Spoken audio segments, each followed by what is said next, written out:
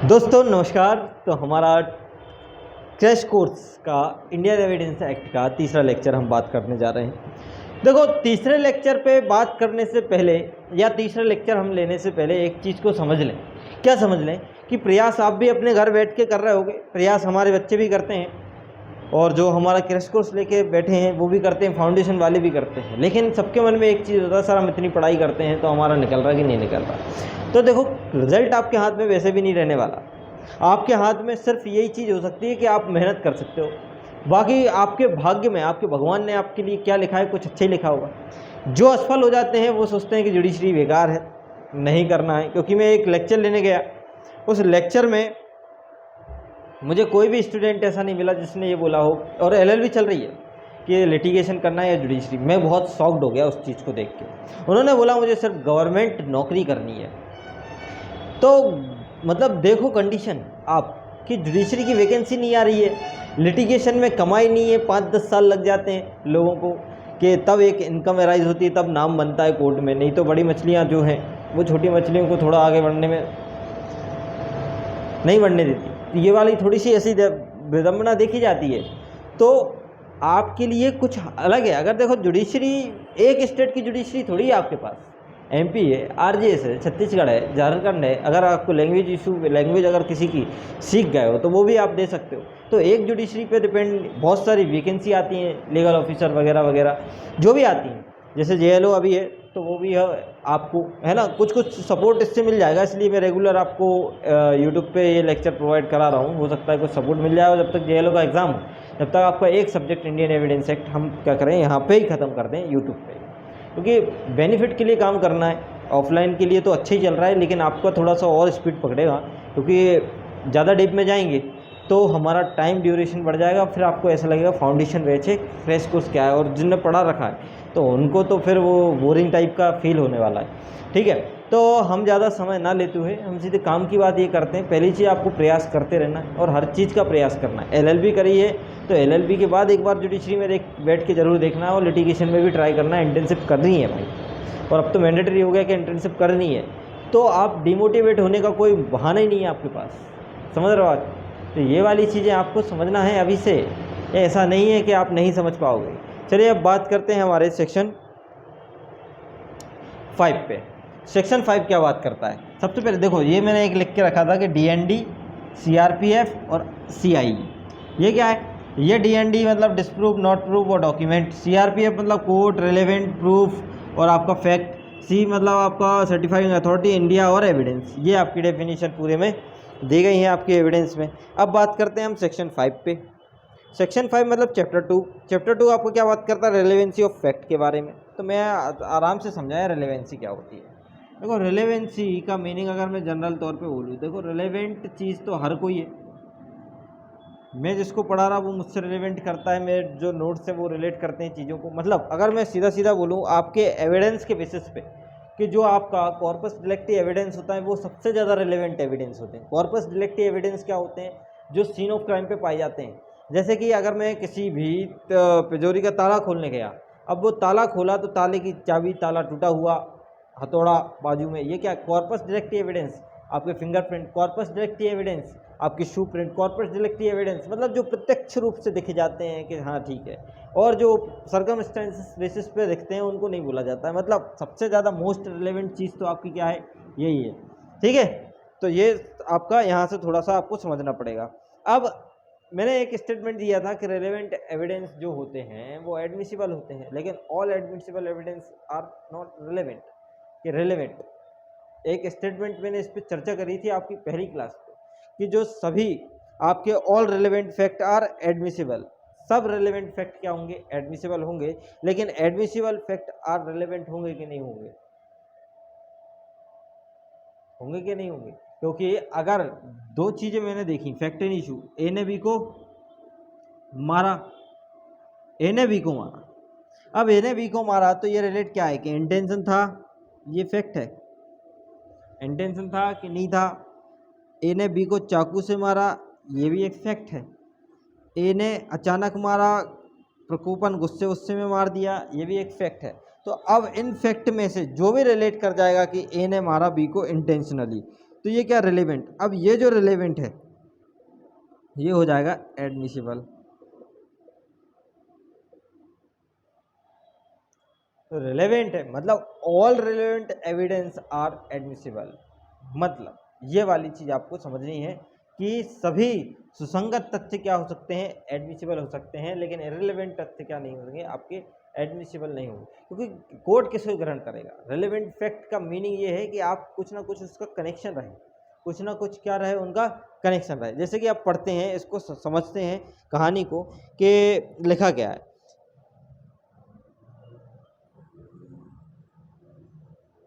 जैसे कि अगर मैं बोलूं कि all admissible are not relevant, मतलब जो चीज़ एडमिसिबल है लेकिन वो कभी कभी रिलेवेंट नहीं होती है। कैसे नहीं होती, सेक्शन का नाम लूंगा मैं, सेक्शन 136, सेक्शन 145, सेक्शन 156 टू 158, ये सब चीज़ें आपको देखेंगी, ये एडमिसिबल हैं लेकिन कहीं कहीं रिलेवेंट नहीं है ना। तो ये वाले एग्जाम्पल वहाँ पे आपको देखने मिल जाएंगे। चलिए आगे बढ़ते हैं कहानी को लेके, सेक्शन 5 अब स्टार्ट करते हैं। ठीक है, थोड़ा सा आपको मोटिवेट करना मेरा दायित्व है, क्योंकि आपका मोटिवेशन इस कंडीशन में जब वैकेंसी नहीं आ रही है और इस तरीके के आपका थोड़ा सा पढ़ाई के प्रति पीछापन देखने मिल रहा है, तो थोड़ा बहुत आपका दायित्व बनता है कि देखो उतार चढ़ाव लाइफ में आते रहते हैं, इनसे आपको फर्क नहीं पड़ना चाहिए। जहाँ सुख है वहाँ दुख भी है, जहाँ दुख है वहाँ सुख भी है। सुख की ज़िंदगी बहुत थी, इसलिए दुख भी आने बहुत ज़रूरी है। अगर व्यक्ति को सुखी सुख मिले तो फिर दुख की कल्पना नहीं हो पाएगी, तो वो अपने आप को भगवान समझ लेगा। तो जब भगवान राजा राम कब पुरुषोत्तम राम कहलाए, जब उनको वनवास हुआ, मतलब जब उनको दुख मिला, तब तो आपने पुरुषोत्तम आदि पुरुष उनको नाम दिया, नहीं तो क्या बोलते थे, राजा राम, है ना। तो ये वाली चीज़ें आप ध्यान में रखो, इनसे चीज़ों, फिर तो उनकी लाइफ के आगे अपनी तो कोई लाइफ ही नहीं है। आप कृष्ण के जन्म से ले लो, बोलते माँ बाप बहुत प्यारे होते हैं, बोलते हो नहीं कि माँ बाप बहुत प्यारे होते हैं। अरे वो तो वो व्यक्ति थे कि उनके माँ बाप जेल में थे और छोड़ के चले गए थे, और उनको दूसरे उनने पाला, यशोधरा मैया ने, और उसके बाद उनके मामा उनके पीछे पड़े रहे, मतलब रिश्तेदार। समझ रहे बात को, मतलब अगर रिश्तेदार, पहली चीज़ तो आप ध्यान रखो कि किसी को अपनी तैयारी के बारे में मत बताओ कि करना क्या। डिमोटिवेशन आता भैया, बहुत ज़्यादा डिमोटिवेशन, मैं उसका भोगी हूँ। पूछते हैं फ़ोन लगा, क्या हुआ तुम्हारा, तो नहीं हुआ, 70% 3 साल में बाहर हो गए, ये इस तरीके के अवॉइड, इन सब चीज़ों से दूर रहो, नहीं हो पाएगा यार। समझ रहे हो बात। तो मेरी मेन क्लास इसलिए है क्योंकि बहुत सारे लोग आते हैं, डेमो लेते हैं, फिर बोलते हैं सर वैकेंसी आ नहीं रही है, फिर क्या करें क्रैश कोर्स का लेके भी। आप बोल रहे ड्यूरेशन नहीं है तो कितना पढ़े हमने, हम तो पहले से तैयारी। देखो मानता हूँ सब चीज़ें आपकी सही है, सब चीज़ों पे आपको काम करा है, सब आपने अच्छी चीज़ करी है, लेकिन कल किसने देखा। हो सकता है कि मे भी अगर 2-3 दिन में वैकेंसी आती है, या 6-7 महीने में, या अगले साल ही वैकेंसी आ रही है, तो भी आपका सिलेक्शन आपके हाथ पे रहेगा। क्यों? क्योंकि आपकी तैयारी पूरी रहेगी। जो तैयारी आप छोड़ के चल रहे हो, आप 2 घंटे मुझे दो, बाकी टाइम जो करना करो, क्योंकि आपने पढ़ रखा है, हो जाएगा ना काम। चलिए अब सेक्शन 5 पे बात करते हैं।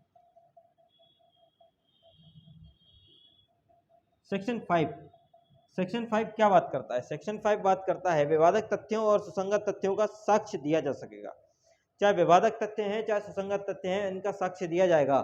ठीक है, एविडेंस में be given to fact in issue and relevant fact. ये तो आपको भी पता है कि वाद कार्रवाई में हर तथ्य या अन्य तथ्य से यथन व्यवस्था सुसंगत घोषित किया गया है, अस्तित्व या अनस्तित्व का साक्ष्य दिया जा सकेगा, किन्हीं अन्य को नहीं। मतलब इस धारा में प्रत्येक साक्ष्य देने के लिए योग्य नहीं बनाएगी, जिससे प्रक्रिया तत्समय प्रभुत्व बंद द्वारा साबित करने से निरर्गत नहीं करेगी। अब आपको पता है कि मृत्यु कारित करने के आशय से, लाठी मारकर उसकी हत्या करने के आशय से का विचारण किया गया, और विचारण में ये बोला कि का खा को लाठी मारना, का खा की लाठी मारना, मृत्यु कारित करना, मृत्यु कारित करने का आशय होना, तो ये सब क्या है। अब इसमें से जो भी आपका क्या हो जाए, प्रूफ हो जाए, वो एडमिसिबल हो जाएगा। रिलेवेंट चीज़ें हरी है ना, ए बी की लड़ाई हुई, अब ए की बी की लड़ाई में गाली गलौज, मार पीट, हथौड़ा, लाठी, कुड़ाली, बंदूक, जितनी भी चीज़ें हैं सब रिलेवेंट, लेकिन सब एडमिसिबल हैं क्या? पड़ोसी देख रहा है, चिल्ला रहा है, बुला रहा है, आ जाओ, रिलेवेंट है क्या? बहुत सारी चीजें हैं, एक रास्ते में 2-4 लोग निकल गए और हंसते हुए चले गए, रिलेवेंट है क्या? मतलब सीधी सीधी बात, जो फैक्ट्री इशू होंगे, फैक्ट्री इशू करोड़ों बना सकते हो आप, करोड़ों फैक्ट्री इशू की दिक्कत नहीं है, लेकिन हर फैक्ट्री इशू रिलेवेंट है क्या, इसकी चेकिंग आप कहाँ देखोगे? सेक्शन 5 बताएगी आपको। मतलब आपका एडमिसिबल चीज अलग होती है, रिलेवेंसी अलग चीज होती है, जो कि मैंने स्टार्टिंग में ही बोला कि all relevant fact are admissible, but जो एडमिसिबल है वो जरूरी नहीं है कि रिलेवेंट हो। समझ रहे बात को? एक्सेप्शन आपके सामने है। ठीक है, तो ये वाली चीजें आपको यहां से थोड़ी सी देखने मिलेगी कि दोनों क्या है, पैरेलल नहीं है। रिलेवेंसी और एडमिसिबिलिटी पैरेलल नहीं है, ना को एक्सटेंटिव है। जैसे कि अगर मैं बोलूं किसी चीज में फैक्ट एंड इशू या रिलेवेंट फैक्ट को प्रूफ करने के लिए एविडेंस दे सकते हैं जो अस्तित्व या अनस्तित्व को प्रूफ करे। क्लियर बात है। अगर मैं सेक्शन 5 का 2 लाइनों में आंसर दूं, जैसे आपको अगर पूछा किसी ने सेक्शन 5 क्या होता है, तो सेक्शन 5 क्या होता है, किसी भी सूट या प्रोसीडिंग, जब कोई भी सूट या प्रोसीडिंग चलता है तो वो चलता है fact in issue, fact in issue and आपका रिलेवेंट फैक्ट। अब इन दोनों को प्रूफ करने के लिए, जैसे ए ने बी को मारा, प्रूफ करना है इंटेंशन था कि नहीं था, तो प्रूफ करने के लिए क्या देंगे, एविडेंस। अब जो एविडेंस देंगे वो इसको रिलेट करेगा कि हाँ ठीक है ये रिलेवेंट है, वो बताएगा कि जो फैक्ट है ए ने बी को मारा इंटेंशन था कि नहीं था, वो या तो इनकंसिस्टेंट है, अस्तित्व में होना चाहिए, इन एग्जिस्ट मतलब नो इन एग्जिस्ट या एग्जिस्ट में है। ठीक है, इसके बाद आपका क्या है, तो ये वाली चीजें आपको समझ में आनी चाहिए कि अस्तित्व या अनअस्तित्व में है। ठीक है, एग्जिस्ट या नॉन एग्जिस्ट, तो ये दोनों चीजें आपको समझ में आनी चाहिए। तो इसकी जांच के लिए जो भी एविडेंस दोगे, अगर वो एग्जिस्ट में है तो वो रिलेवेंट होगा, और रिलेवेंट के बाद क्या बनाएगा, एडमिसिबल। यदि नॉन एग्जिस्ट में है तो रिलेवेंट तो था ना, उस घटना से रिलेवेंट तो था, लेकिन एडमिसिबल हुआ, कोर्ट ने माना नहीं माना, माना नहीं माना, तो यही वाली चीज तो है, और यही आपका सेक्शन 5 बोलता है। अब एक केस इसमें देखो, केस का ऐसा है कि केस तो मैं आपको सीधी एक सीरीज बता दूंगा कि सीरीज आपको ये वाली चीज याद करनी है, तो उस हिसाब से अब बात कर लेते हैं, थोड़ा स्पीड में बढ़ते हैं। थोड़ा सा एक बैकअप लेना बहुत जरूरी होता है आपकी क्लास के लिए, कि आपकी क्लास में थोड़ा सा माहौल बनना चाहिए। क्या बनना चाहिए, माहौल। अब माहौल के हिसाब से काम करेंगे। चलिए, अब हमें पढ़ना है जो आपका जनरल प्रोविजन होते हैं, वो कहाँ से कहाँ तक मिले हैं आपको, सेक्शन 6 से 16 तक आज हम कवर कर देखेंगे। क्या, जनरल प्रोविजन। जनरल प्रोविजन जो होते हैं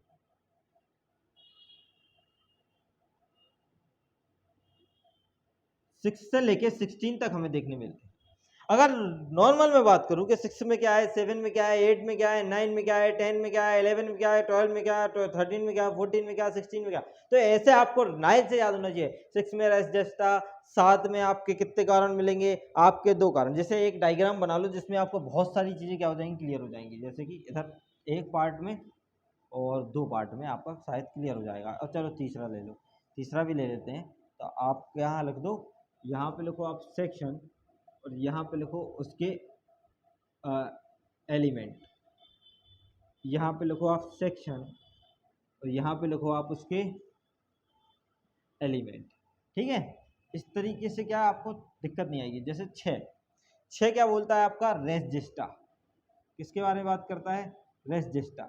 क्या मीनिंग होता है रेस जेस्टा का, क्या होता है रेस जेस्टा का मीनिंग, मतलब पहले चीज तो आपको रेस जेस्टा तो ठीक है सेम ट्रांजेक्शन होता है, कि रेस जेस्टा मतलब आपका होता है कि थिंग्स डन।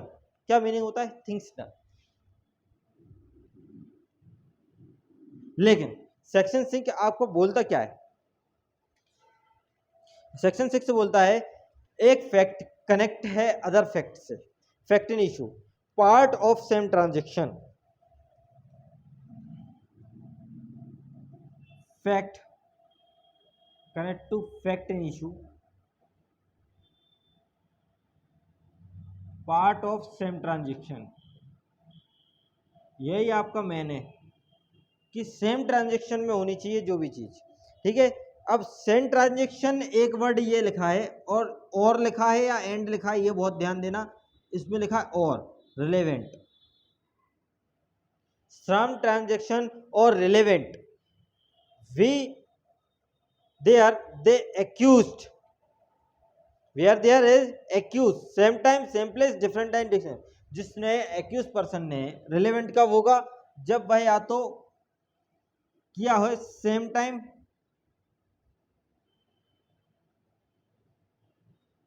प्लेस या डिफरेंट टाइम प्लेस।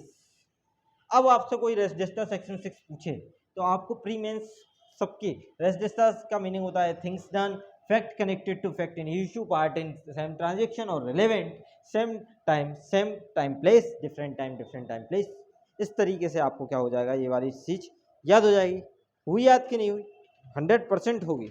हुई याद नहीं, 100% होनी चाहिए कि मतलब जो भी विटनेस ने देखा सुना और तुरंत जाके पुलिस पे एफआईआर करी, ये सेम ट्रांजेक्शन है भैया। क्या है ये? आपका सेम ट्रांजेक्शन। आवाज आना, ठीक है, देखना, सुनना, और कहीं ऑफेंस हो रहा, आवाज आई, भागते हुए गए, देखा और फिर उसकी, तो ये क्या है? ये सेम ट्रांजेक्शन है। ठीक है, बहुत सारे केस इस पे बने, केस पे बारे में बात नहीं कर रहा हूँ मैं। ठीक है, आइए बात करते हैं सेक्शन 7। सेक्शन 7 क्या बात करता है?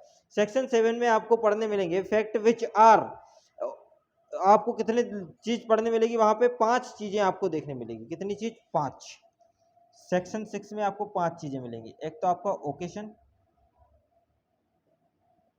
दूसरा आपका कॉज, दिख रहा है नीचे? अगर नहीं दिख रहा है तो मैं बोल दूंगा कि कॉज, ओकेशन, इफेक्ट। चौथी जो आपकी चीज बन रही है वो बनेगी अपॉर्चुनिटी, और पांचवी जो आपकी चीज बन रही है वो बन रही है स्टेट ऑफ थिंग। ये इतनी अगर आपने याद कर ली तो आपका काम बन जाएगा। स्टेट ऑफ थिंग मतलब होता है आपका एक्ट वाज एक्यूज, जो भी आपका एक्ट है, स्टेट ऑफ थिंग जो भी रिलेशन ऑफ थिंग जो भी है। ओकेजन का मीनिंग क्या होता है और अपॉर्चुनिटी का मीनिंग होता है? ओकेजन मतलब मेला दिलों का आता है, एक बार आके चला जाता है, ओकेजन था। अपॉर्चुनिटी थी कि वो उस लड़की को उठा ले जाए, ये क्या है? ओकेजन है। अपॉर्चुनिटी भी इसी का थोड़ा सा मीनिंग होता है। ओकेजन का मीनिंग होता है, अपॉर्चुनिटी होती है अवसर, लेकिन ओकेजन का मीनिंग होता है हालात। क्या होता है? हालात। हालात जैसे कि एक हालात पैदा किए जाते हैं, अवसर लिए जाते हैं। समझ रहे बात को? कि हालात पैदा किए जाते हैं और अवसर लिए जाते हैं। जैसे एक हालात ऐसे पैदा कर दिए कि मेला ऑर्गेनाइज कर दिया। अब पता है हालात, इस मेले में बहुत सारी भीड़ भाड़ आएगी, हम किसी ना किसी को उठा लेंगे, अफेंस कर लेंगे, लड़की को किडनैप कर लेंगे, ये वाले हालात पैदा हुए कि मेला। लेकिन अवसर बनाया जाता है। जैसे कि एक व्यक्ति पता है कि रात को रोज 8 बजे क्या करता है? दवाई खाता है, तो थोड़ा सा पहले जाके अवसर है उसके दूध में क्या मिला दो? दवाई मिला दो, या दवाई में कुछ डाल दो। तो ये क्या है? आपको अवसर मिला उस चीज का। ठीक है। अब कॉज क्या होता है? कॉज होता है किसी भी चीज का कारण। क्या करना? कारण। और बिना कारण के अगर अफेंस होता है क्या बिना कारण के? एक बोलते हैं कि कॉज और मोटिव में क्या डिफरेंस? थोड़ा सी डिफरेंस है, ज्यादा डिफरेंस नहीं है। मोटिव शुरुआत, कारण शुरुआती होता है। आज मेरा मोटिव क्या है? जुडिशरी निकालना मोटिव है, मेरा एम क्या है, लेकिन मेरा कारण क्या है? उस पोस्ट, क्योंकि मेरे घर वाले क्या करते हैं, मुझे बोलते हैं कि तुम LLB जुडिशरी की तैयारी कर रहे हो, कोचिंग कर रहे हो, तो मेरा कारण है, इस कारण से मैं क्या करता हूँ? जुडिशरी निकालना। लेकिन आपका मोटिव क्या है? वो आपका जुडिशरी निकालना आपका मोटिव है। कारण कोई से भी हो सकते हैं, कारण बदल सकते हैं, लेकिन मोटिव एक बार आपने डिसाइड किया और उसी पे आपने काम करना स्टार्ट किया, तो मोटिव क्या है? मोटिव के चेंज होने की संभावना कम होती है। मोटिव भी बदल सकते हैं, बदलते हैं लोगों के, जिसके मोटिव बदल रहे हैं तो वो सक्सेस होने में कम समय लेते हैं, मतलब सक्सेस होने में ज़्यादा समय लग जाता है उनको। और जिसका मोटिव एक है, भले असफलता कई बार हो रही है, लेकिन एक ना एक दिन वो बनता है। तो यही वाली चीज़ यहाँ पे देखने मिलेगी।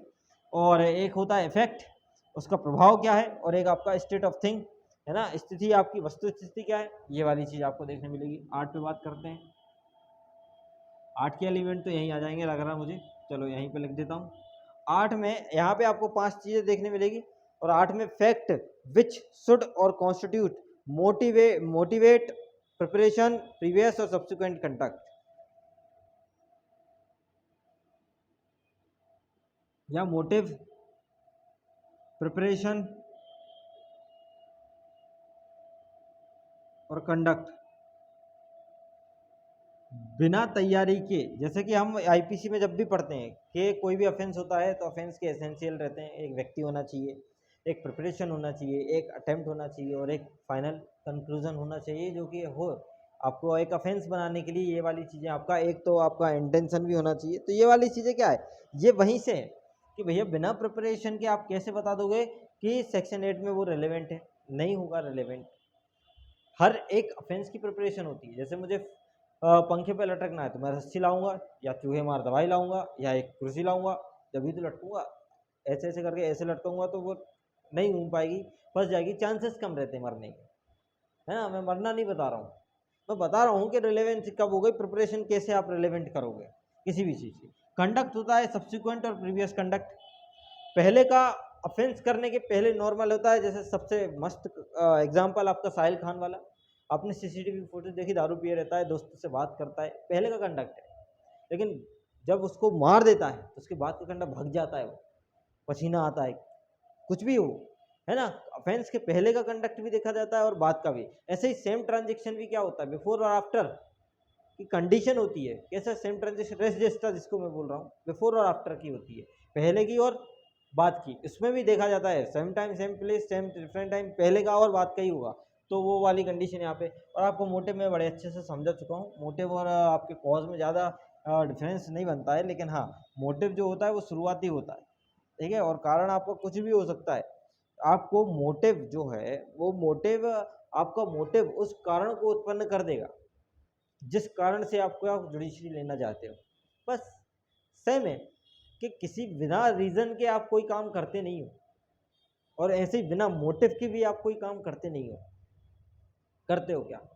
एक मोटिव है, आप सबका एक मोटिव है कि आपको जुडिशरी निकालना है। मोटिव मतलब हेतुक। क्या है? हेतुक। क्या आपको जुडिशरी निकालना मोटिव है? कारण, रीज़न क्या है? आपको खुद अपने वर्डों में समझ में आ रहा होगा कि हम क्या कहना चाह रहे हैं। आपका हेतु, इस हेतु से मैं आवेदन पत्र लिखा, इस हेतु से मैं 3 दिन की छुट्टी लेना चाहता हूँ। किस हेतु से? क्योंकि बीमार हूँ, इस हेतु से। तो वो हेतु, मोटिव, वो वाला नहीं। ये हिंदी में हेतुक है, लेकिन आपको मोटिव क्या है? मोटिव, एक मोटिव होता है डायरेक्शन आपका, कि जिस तरीके से आपको क्या करना है, काम करना है। जैसे इसमें एक रिचर्डसन का मामला बहुत फेमस होता है, हाँ शायद वही है कि उसकी जो बेटी होती है वो समाज में भय होने के कारण मार देता है, ये रीज़न है। लेकिन पहले मोटिव था क्या मारने का? नहीं, ये पहले से डिसाइडेड रहता है आपको मोटिव कि हमें ये करना है। अब 10 साल बाद करना है, 20 साल बाद करना है, 25 साल बाद करना है, लेकिन कारण कि अब तो करना ही है, ठीक है। तो ये थोड़ा सा देख लेना, इसमें अगर कोई और अच्छे से एक्सप्लेन है तो थोड़ा सा मुझे भी बता देना, थोड़ा सा मेरा भी कॉन्सेप्ट यहाँ पे अच्छा हो जाएगा। बाकी मेरे को जहाँ तक लग रहा है कि मोटिव और रीज़न ये एक ही, ठीक है, थोड़ा थोड़ा अंतर है, ज़्यादा नहीं है। इसके बाद सेक्शन 9। सेक्शन 9 में आपकी कितनी चीज़ें दिखी हैं? देखो सेक्शन 9 पे भी बात करते हैं, support, introduce, revert, fix time, place, identification, relation of party, explain, मतलब 7। ऐसा यार, sir tyre, sir tyre, sir tyre से आप क्या कर सकते हो, याद कर सकते हो इसको। जैसे support, identification, revert, time, introduce, आपका रिलेशन ऑफ पार्टी,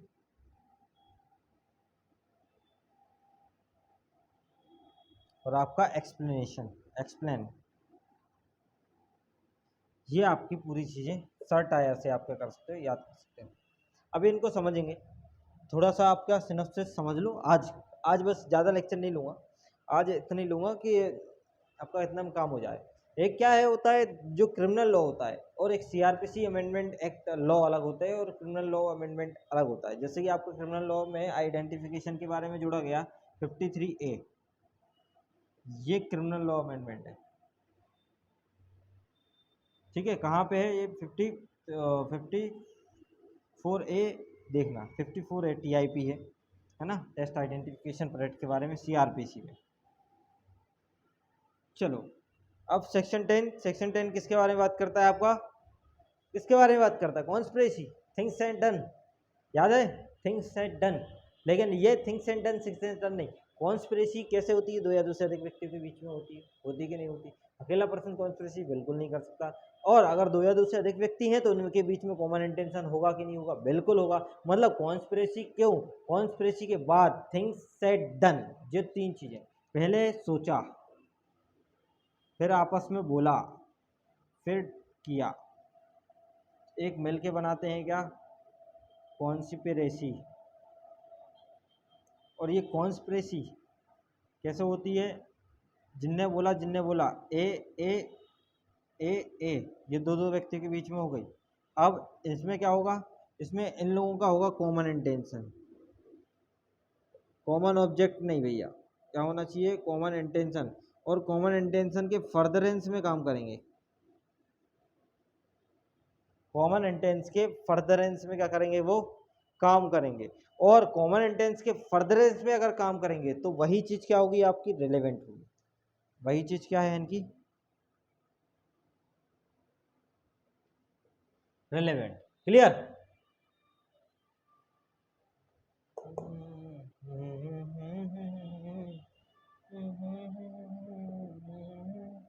और सेक्शन 11 तो आपका बहुत सिंपल है भैया, ली ऑफ एलिबाई, याद है कि नहीं है भैया, फैक्ट नॉट अदरवाइज रिलेवेंट। ये एक बहुत शानदार चीज बोलता है, जहां फैक्ट सुसंगत है वहां असंगति दिखाता है। कैसे दिखाता है, मर्डर हुआ कलकत्ता में, वो बोल रहा है मैं तो भोपाल में था, हुआ कि नहीं, ये उस तरीके की रिलेवेंसी बताता है जो कि रिलेवेंट है ही नहीं। मतलब इस पे बर्डन ऑफ प्रूफ देखने मिल जाएगा आपको, क्यों, क्योंकि आप प्रूफ करो कि आप कलकत्ता में नहीं थे, आप कहाँ थे, भोपाल में थे, ये आप प्रूफ कर दो तो वो रिलेवेंट हो जाएगा। समझ रहे हो बात को। तो यही वाली चीज है आपकी कि दो तरीकों से ये वाली चीज आपको देखने मिलती है कि fact not otherwise relevant become relevant when. ये दो क्वेश्चन व्हेन का आंसर के चक्कर में ही फंस गया बेचारा section 11।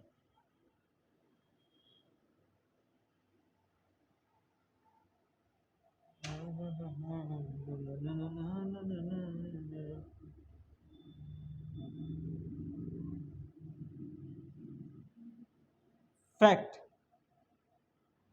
Not otherwise relevant become relevant, अभी मतलब होगा रिलेवेंट, कब होगा, व्हेन। ये एक क्वेश्चन है,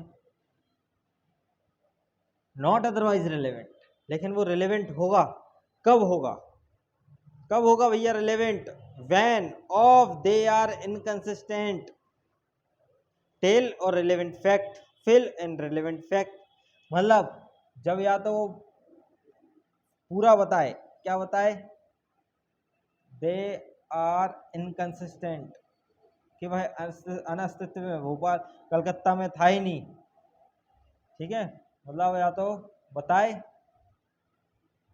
या तो रिलेवेंट फैक्ट उससे संबंधित दे, ठीक है, और दे दे मेक एग्जिस्टेंट और नॉन एग्जिस्टेंट फिल और हाईली प्रोबेबल और इम्प्रोबेबल। मतलब ये तो आपका हो गया अनअस्तित्व की बात, कि वो तो अनअस्तित्व में है ही उस तरीके से, लेकिन मेक ए रिलेवेंट फैक्ट जिसकी हाईली प्रोबेबल हो, कि वो हो सकता है कि वो 2 बजे वहाँ से निकला है लेकिन 1 बजे का मर्डर है, तो थोड़ा सा संभावना बढ़ती है, हाईली प्रोबेबल और नॉट प्रोबेबल, हो सकता है वो कल निकल गया हो। ये सब चीज़ें क्या है, ये रिलेवेंट करेंगी कि नहीं करेंगी। जैसे कि मैंने बोला कि ए ने बी को मारा, कहाँ मारा, मुंबई में, सॉरी, हाँ मुंबई में मार दिया, ठीक है। तो अब फैक्ट क्या है, ए ने बी को मारा, चाकू से मारा या इंटेंशनली मारा, ये सब क्या है, ये फैक्ट है। अब इसमें से प्रोबेबल और इम्प्रोबेबल, मतलब ए ने बी को मारा, अब वो बोल रहा है कि मैं तो उस टाइम पे कहाँ था, दिल्ली में था, कहाँ था, दिल्ली में, मुंबई में मर्डर हुआ, दिल्ली में था। अब फैक्ट ये क्या इम्प्रोबेबल है कि मारा, ये करा, वो करा, जब तक कि ये साबित नहीं हो जाएगा कि वो दिल्ली में नहीं, वो कहाँ था, मुंबई में। इस तरीके से तो ये वाली चीज़ भी आपकी क्या हो गई, रिलेवेंट हो गई, पीले ऑफ एलिबाई के। कल इसको और अच्छे से समझेंगे। आज हमारा थोड़ा सा टारगेट ये है कि हमें सेक्शन के जो एसेंशियल हैं वो अकेले याद हो जाएं, तो उतने में क्या थोड़ा सा हमारा एक बैकअप रिवीजन हो जाएगा। बाकी हम इसको कल और उठाते हैं तो आपका भी क्या होगा, ऐसा नहीं लगेगा। ठीक है, सेक्शन 12 पे बात कर लेते हैं। सेक्शन 12 में तो आपके डैमेजेस के बारे में बात करता है। अभी मैं इसको लिंक भी नहीं कर रहा हूँ कि आप बोलो इसको लिंक कर दूँ वहाँ आपके 55 54 वाले सेक्शन से, तो अभी नहीं कर रहा है। अभी थोड़ा सा समझते चलेंगे, फिर अपन लिंकिंग करेंगे। ठीक है, अब जैसे कि 12 को समझना है तो 12 को एक एग्जांपल के थ्रू हम एक बार में समझ सकते हैं। जैसे कि मेरे वो सारे फैक्ट जो कोर्ट या डायरेक्ट के करने के हेल्प करे कि कितना डैमेज हुआ, सबकी सीधी बात। अगर मेरी कोई दुकान है, दुकान में कितना डैमेज, मेरी दुकान खोलने से दूसरे को कितना डैमेज हुआ, तो मेरे वो सारे फैक्ट जो मैं बताऊं, मतलब जो अगर मैं केस करता हूँ सामने वाली दुकान पे, तो मेरे वो सारे फैक्ट जो मैं दूंगा, इतने सर की दुकान होती थी, मेरी मिठा पड़ा रहता था, इसने चोरी करवा दी, इसने ये करवा दिया, इसने वो करवा दिया, तो जितने फैक्ट कोर्ट को ये डिसाइड करने में हेल्प करेंगे डैमेज कितना हुआ, तो वो सब फैक्ट क्या हो जाएंगे, रिलेवेंट हो जाएंगे। इसके मतलब डिसाइड करने में, कोर्ट का डिसीजन मेकिंग में कि damage, how many damage amount, how many damage amount, तो ये क्या है, हाउ मैनी डैमेज अमाउंट, यही तो आपका सेक्शन 12 में क्या हो जाएगा, रेलेवेंट हो जाएगा, क्योंकि कोर्ट डिसाइड कर पाएगा ना उन रेलेवेंट फैक्ट को। अब कोर्ट की डिसीजन ले नहीं ले, क्योंकि आपको 165 आपने बड़े अच्छे से पढ़ा है, कोर्ट रेलेवेंट फैक्ट लेगा, लेकिन इरेलेवेंट को क्या कर देगा, मार्क कर देगा, रेलेवेंट को एडमिसिबल कर लेगा। ये सब चीज़ें लिखिए, एडमिसिबल तो हर ही चीज़ कर लेगी, चाहे रेलेवेंट हो इरेलेवेंट हो, ले तो लेता है, लेकिन प्रॉपर तरीके से इन्वेस्टिगेशन किस पे करेगा, इस तरीके के फैक्ट पे करता है। ठीक है, ये वाली चीज़ वहाँ पे आपको देखने मिलेगी, बहुत अच्छे से वहाँ पे एनालाइज किया है, और शायद मैंने आपको पहली क्लास में भी बताया है। अभी आधा आधा बता रहा हूँ, तो कन्फ्यूजन नहीं होना कि मैंने ऐसा क्यों बोल दिया, आधा आधा है अभी सब चीज़ें। ठीक है, चलिए 13 पे बात करते हैं, राइट और कस्टम या क्वेश्चन ऑफ एग्जिस्टेंस में है या नहीं। जब कोई राइट या कस्टम क्वेश्चन ऑफ एग्जिस्टेंस में है या नहीं, इसके लिए जो फैक्ट दिए जाते हैं वो रिलेवेंट होते हैं। जैसे कि चेक करने के लिए, जैसे कि उस टाइम पे जैसे कोई केस होता है, तो हम क्या करते हैं कि सर हमारे राइट कस्टम में तो यही चलता है, क्या चलते हैं, राइट कस्टम में, और क्वेश्चन ऑफ एग्जिस्टेंस को लेके कि अभी वो एग्जिस्टेंस में है कि नहीं। जैसे सती प्रथा अगर मैं मान लूँ कि सती प्रथा कब ख़त्म हुई, कब प्रारंभ हुई थी, कब क्लेम किया गया था, कब इसमें अल्टरेशन किया, कब मॉडिफिकेशन किया, कब रिकॉग्नाइज की गई, तो ये वाली क्या है, ये आपका रिलेवेंट बताएगा। क्या है ये, रिलेवेंट है कि पर्दा प्रथा कब शुरू हुई, कब खत्म हुई, है ना। तो दो तरीके की रिलेवेंसी देखेंगे आप, तो एक तो आप रिलेवेंसी देखेंगे सेम एनी ट्रांजेक्शन में, किसमें, एनी ट्रांजेक्शन में, और एक देखेंगे आप एनी पर्टिकुलर, इसमें किसमें, आपके सेक्शन 13 में। इसको भी रिलेट करेंगे आगे जब सेक्शन पढ़ते हैं, तो उस पर भी रिलेट करेंगे, लिंकिंग करेंगे इसकी भी, लेकिन अभी ज़रूरत नहीं है तो क्या करना। ठीक है, तो ये आपका 13 बात करता है, इस पर भी बात करेंगे, और 14 पे हम कल बात करेंगे कि सेक्शन 14 क्या बोलता है। आज के लिए इतना ही काफ़ी है, कम क्लास है, थोड़ा सा स्वास्थ्य भी ठीक नहीं है अभी, तो जैसा जैसा अपन को बनता जाएगा वैसा वैसा आपकी हेल्प करते जाएंगे। और जो भी हैं, आपको जो भी डाउट हैं, और जो भी थोड़ा बहुत, क्योंकि रैपिड है और इसको आपको समझना है कि क्या इसमें हो सकता है। ठीक है, चलिए, नमस्कार, शुक्रिया, धन्यवाद, और जुड़े रहिए ड्रीम जुडिशरी इंदौर के साथ।